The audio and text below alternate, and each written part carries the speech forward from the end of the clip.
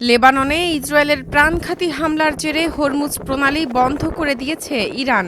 ইরানের কেন্দ্রীয় সামরিক কমান্ড জানিয়েছে, দক্ষিণ লেবাননে ইসরায়েলের হামলা যুক্তরাষ্ট্রের সঙ্গে ইরানের চুক্তির লঙ্ঘন। এ হামলায় ৩২ জনের মৃত্যুর খবর জানিয়েছে আল জাজিরা। এ কারণেই হরমুজ প্রণালী বন্ধের সিদ্ধান্ত নেওয়া হয়েছে। ইরানের বিপ্লবী গার্ডস কোর আইআরজিসির নৌবাহিনী জাহাজগুলোকে হরমুজ প্রণালীর কাছে না যাওয়ার সতর্ক বার্তা দিয়েছে এবং বলেছে, সেখানে গেলে তাদের নিরাপত্তা ঝুঁকির মুখে পড়তে পারে। রাষ্ট্রীয় টেলিভিশনে প্রচারিত এক বিবৃতিতে খাতাম আল আনবিয়া কেন্দ্রীয় সদর দপ্তর বলেছে, হরমুজ প্রণালী দিয়ে জাহাজ চলাচল বন্ধ করা হয়েছে। এটি শত্রুপক্ষের প্রতিশ্রুতি না রাখার প্রতিক্রিয়া হিসেবে নেওয়া প্রথম পদক্ষেপ। যদি আগ্রাসন চলতে থাকে তবে নতুন পরিকল্পনা করে শত্রুকে তাদের দায়বদ্ধতা পালনে বাধ্য করা হবে।